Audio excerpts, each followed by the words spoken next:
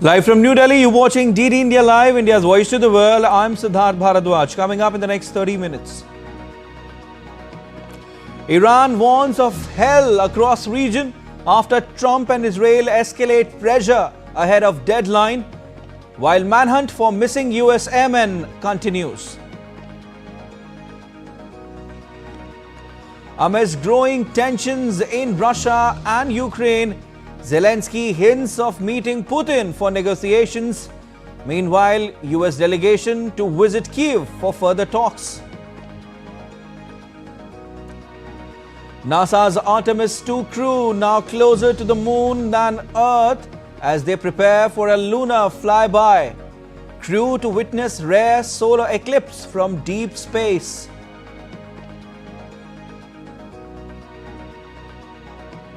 Western disturbances sweep entire North India. Rain and hailstorm continue to lash parts of states. Fresh snowfall in higher reaches.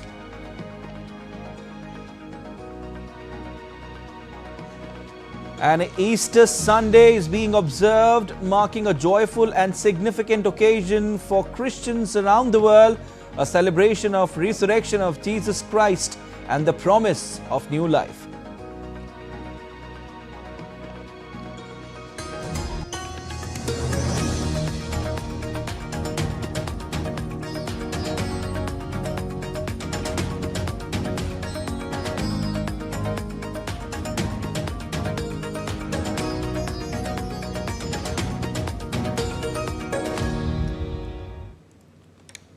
Let's begin with news just coming in.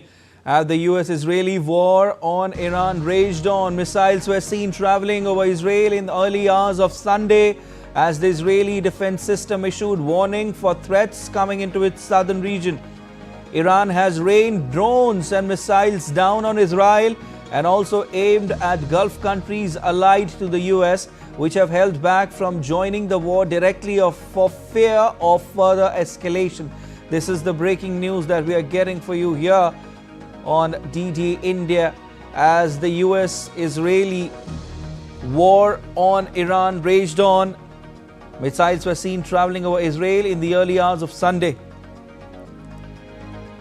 As the Israeli defense system issued warning for threats coming into its southern region, Iran has rained drones and missiles down on Israel and also aimed at Gulf countries allied to the US, which have held back from joining the war directly for fear of further escalation. This is a war and there is no sight of it abating. A fire erupted in Shuwaik oil sector complex in Kuwait after a drone attack. The complex houses Kuwait's oil ministry and KPC headquarters separately. Kuwait state media, citing the finance ministry, said an Iranian drone attacked an office complex for government ministries, causing significant material damage but no casualties. Emergency and firefighting teams were dealing with the fire.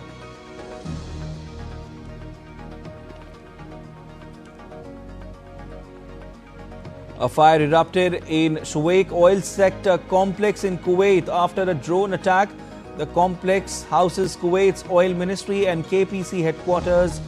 Separately, Kuwait state media, citing the finance ministry, said an Iranian drone attacked an office complex for government ministries, causing significant material damage but no casualties. Emergency and firefighting teams were dealing with the fire.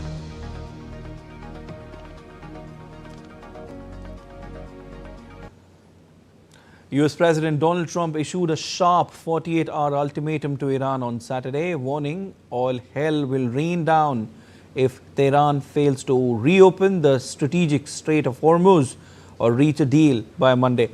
Israel signaled readiness to strike Iranian energy facilities pending US approval. In response, Iran has also warned that any escalation would turn the entire region into hell for the US and Israel. Iran's Revolutionary Guards spokesperson Ibrahim Zolfakhari warned that if escalation continues, the entire region will turn into hell.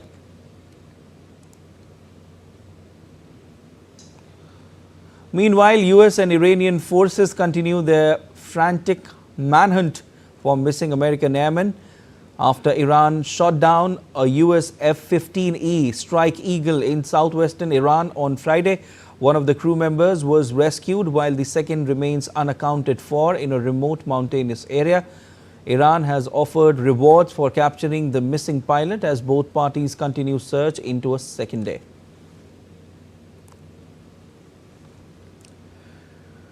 The bodies of 3 Indonesian peacekeepers killed in southern Lebanon amid the ongoing West Asia war were returned home and honored with a state ceremony attended by President Prabowo Subianto, military officials and grieving families. The personnel were part of the United Nations interim force in Lebanon and lost their lives in 2 separate incidents amid escalating violence in the region. Indonesia has called on the United Nations to investigate the deaths.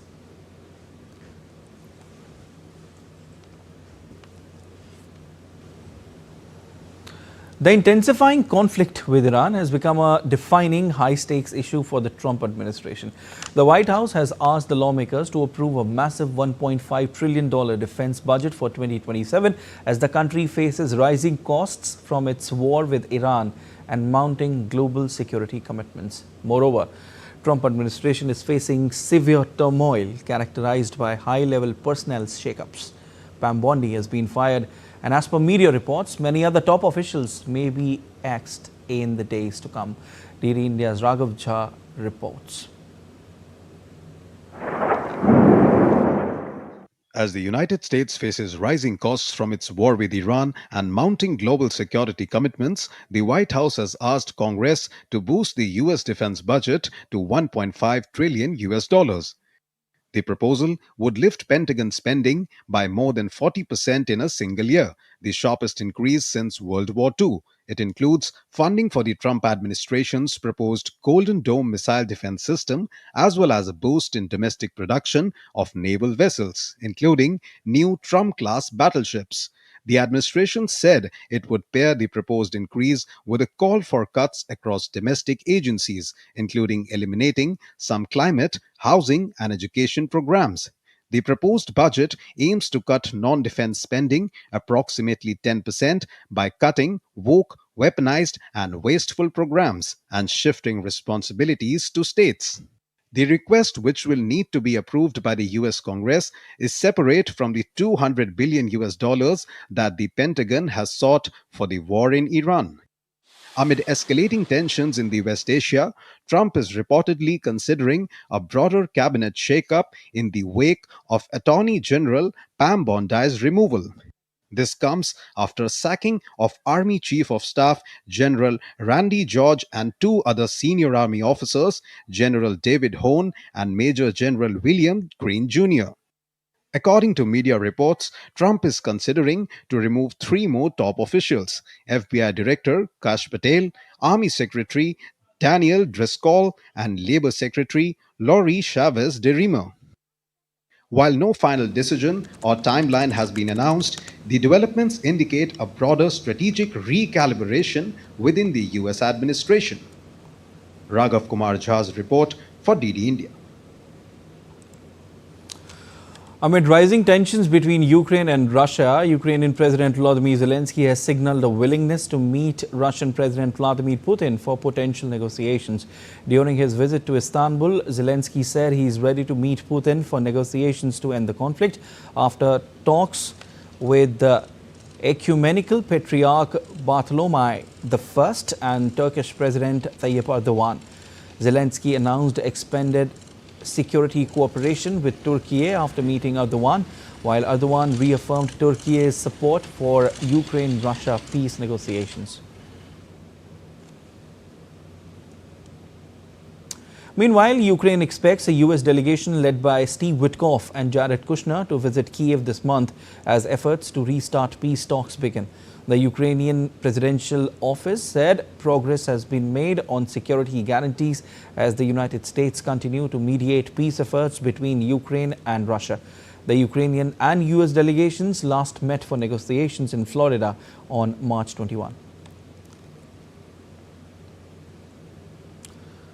And Cameroon's President Paul Biya, the world's oldest leader, is set to get a vice president for the first time in his 4-decade rule following constitutional changes backed by parliament. Cameroon's parliament on Saturday overwhelmingly approved a constitutional amendment to reintroduce the position of vice president. In a joint session of the ruling party-dominated National Assembly and Senate, lawmakers voted 200 to 18 in favour, with 4 abstentions to pass the bill. The bill stipulates that the vice president will automatically assume the presidency if President Paul Biya dies, resigns or become incapacitated. Biya has led the Central African country since 1982 and is the world's oldest serving head of state. And thousands of people marched in Paris's Saint-Denis to protest against racism following attacks targeting newly elected mayor Bali Bagayoko after he was subjected to disparaging remarks on social media and television. Bagayoko faced racist remarks and disinformation after taking office. Demonstrators gathered at the town hall to denounce discrimination, while Jean-Luc Mélenchon also criticized what he called a growing wave of racism in political and media spaces. Protesters reaffirmed their commitment to equality and the values of the republic. Community leaders and activists held a vigil in New York's Brooklyn after a 7-month-old girl was killed by stray gunfire in a suspected gang-related shooting earlier this week. The infant was a stroller when shots were fired on a busy street with several adults and children nearby. Police said the suspected shooter is now in custody as mourners gathered at the site with candles, flowers and toys to pay tribute. Speakers at the vigil also raised concerns over rising gun violence impacting young lives.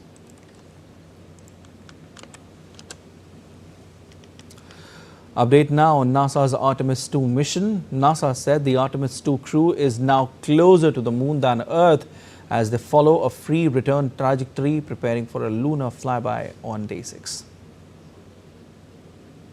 Integrity remains on a free return trajectory and is on the outbound transit towards the moon with lunar flyby day 6, which is Monday coming up. So very excited about that.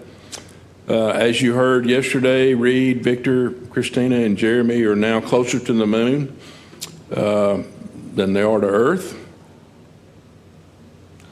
Artemis Science Flight Operations lead Dr.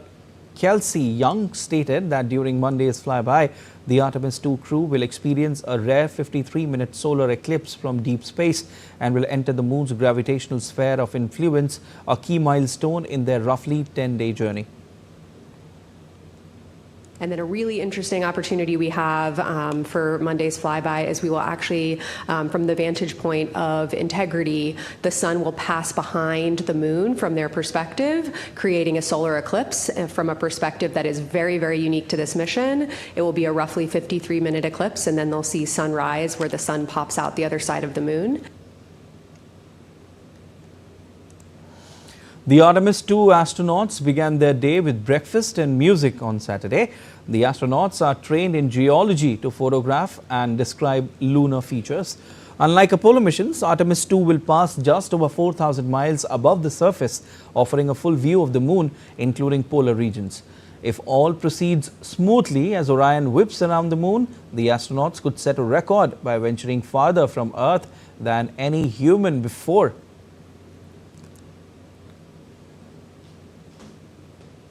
And still to come on this edition of DD India Live. Prime Minister Narendra Modi will be in West Bengal today ahead of the assembly polls there.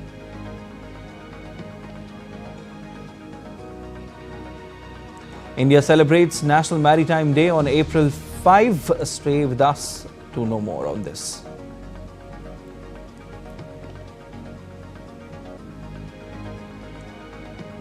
Next, we will show you how Salvadorans enjoy their Holy Week. Stay tuned.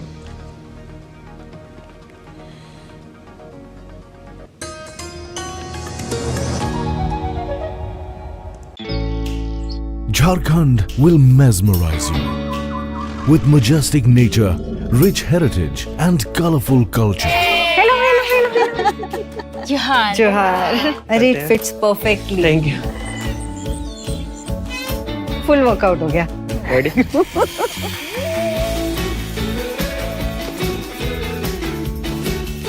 Postcards from Jharkhand on National Geographic.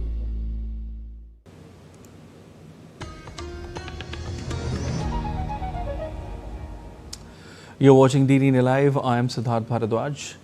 India's Ministry of Petroleum and Natural Gas on Saturday dismissed the news reports and social media posts of an Iranian crude cargo being diverted from Wadinar, India to China due to payment issues is factually incorrect.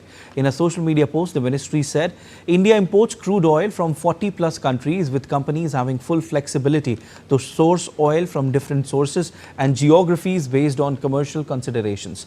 Amid Middle East supply disruptions, Indian refiners have secured their crude oil requirements, including from Iran, and there is no payment hurdle for Iranian crude imports, as per some rumors being circulated. Claims on vessel diversion ignore how oil trade works. Bills of lading often carry indicative discharge ports, destinations, and on-sea cargoes can change destinations mid-voyage based on trade optimization and operational flexibility. It is reiterated that India's crude oil requirements remain fully secured for the coming months. On LPG too, some claims being made are incorrect, as LPG vessel Seabird, carrying around 44,000 metric tons Iranian LPG, berthed at Mangalore, India on 2nd of April and is currently discharging. Election campaigning in Kerala is in full swing, with prominent leaders from various political parties holding roadshows, public meetings and outreach activities to seek votes for their candidates.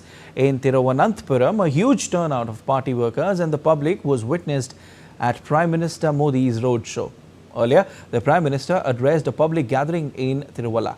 In Tamil Nadu, Union Minister Piyush Goyal addressed a press conference in Chennai, attacking Congress and DMK for their dynastic politics. More in this report.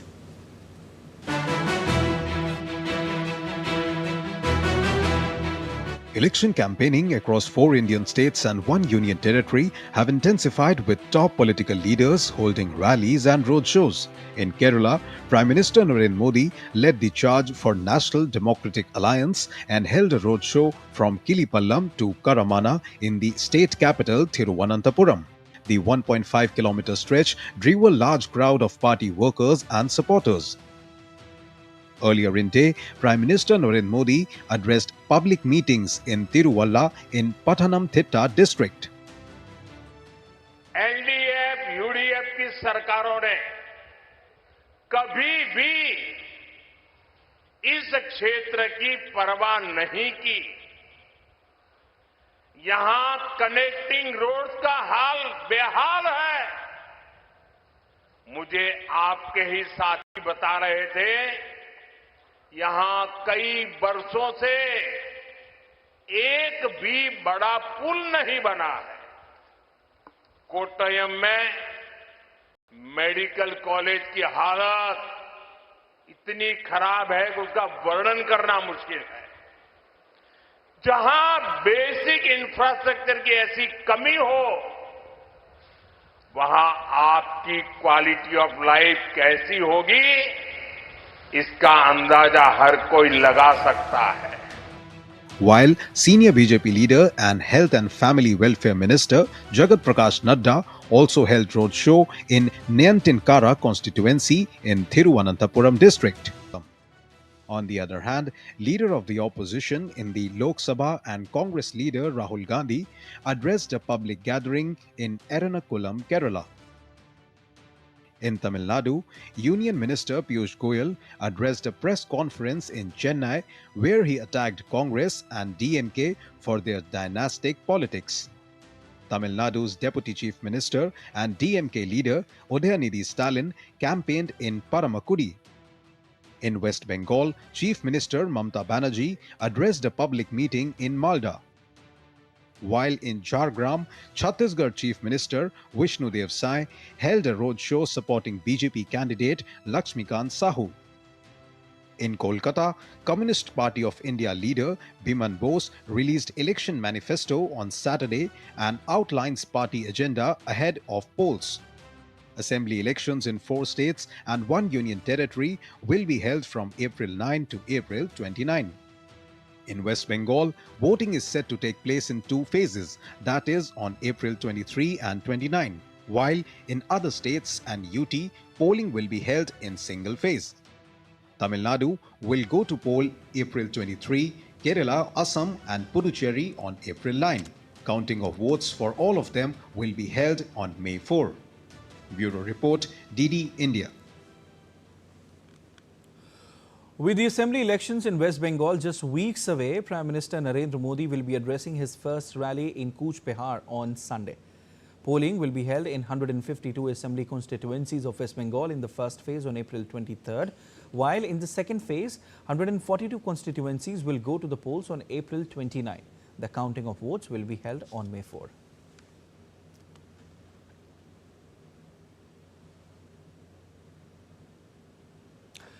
On April 5, every year, India celebrates National Maritime Day, a day that marks the country's long and proud maritime legacy. The date commemorates a historic moment in 1919 when the first Indian-owned ship, SS Loyalty, set sail from Mumbai to London. Operated by the Scindia Steam Navigation Company, the voyage symbolized India's entry into global shipping during colonial rule. Here's a report. India's maritime story is deeply rooted in history, and National Maritime Day, observed on 5th April, commemorates a landmark moment in that journey. It was on this day in 1919 that the first Indian-owned ship, SS Loyalty, sailed from Mumbai to London. Operated by the Scindia Steam Navigation Company, the voyage marked India's entry into global shipping during the colonial era and symbolized the country's aspiration to reclaim its maritime identity. When India gained independence in 1947, the maritime sector was still in its infancy. The country had limited port infrastructure and a small shipping fleet. But in the decade that followed, India steadily strengthened its maritime capabilities. Major ports were developed across the coastline. The shipping industry expanded, and the Indian Navy grew into a formidable force safeguarding the nation's maritime interests. Today, India has 12 major ports and more than 200 non-major ports, with nearly 95% of country's trade by volume moving through the seas. In recent years, the push to modernize India's maritime sector has gathered significant momentum. Under the leadership of Prime Minister Narendra Modi, ambitious initiatives like the Sagarmala program have aimed at port modernization, improved logistics, and the development of coastal economic zones. Massive investments in port connectivity, shipbuilding, and inland waterways have strengthened India's maritime infrastructure and boosting trade efficiency. At the same time, India's strategic maritime presence has expanded significantly. The Indian Navy has emerged as one of the most capable forces in the Indo-Pacific region, playing a key role in securing sea lanes, disaster relief operations, and maintaining stability across the Indian Ocean. From the historic voyage of SS Loyalty more than a century ago to its rise as major maritime power today, India's journey across the seas reflects determination, growth, and global ambition. In New Delhi, Akshay Dongre, DD India. Easter Sunday is being celebrated today, marking a joyful and significant occasion for Christians around the world. The day is observed with special church services, prayers, and festive gatherings that celebrate the resurrection of Jesus Christ and the promise of new life. Traditions such as Easter egg hunts, sharing meals with family, and decorating eggs symbolize renewal and hope, making the day both spiritually meaningful and culturally vibrant.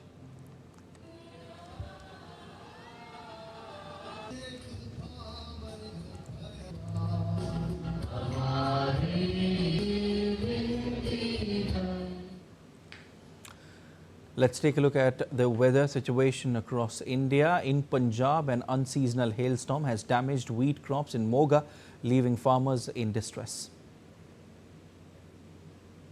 Light to moderate rain and snowfall were reported across parts of Himachal Pradesh, leading to a drop in temperatures.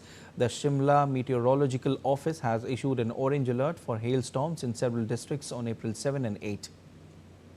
In Uttar Pradesh, Ayodhya witnessed strong winds accompanied by light rain impacting normal life. Meanwhile, in Kanpur, unseasonal rain and gusty winds have damaged crops. Jammu and Kashmir's Sonmarg also received fresh snowfall, with the region blanketed in thick snow, attracting tourists eager to enjoy the picturesque winter landscape amid chilly conditions. About 2,000 Salvadorans created a 1,070-meter mega carpet of dyed salt for the Holy Week, using 800 quintals of salt in 150 colors.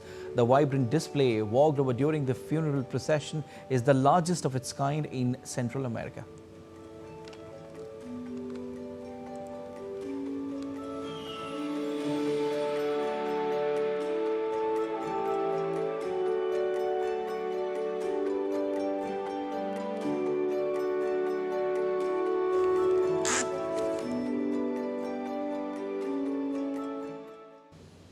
That's all for this edition of DD India Live, but let us know your thoughts on the news of the day. For those on the go, you can get all the latest news and updates from India and across the world on DD India mobile app.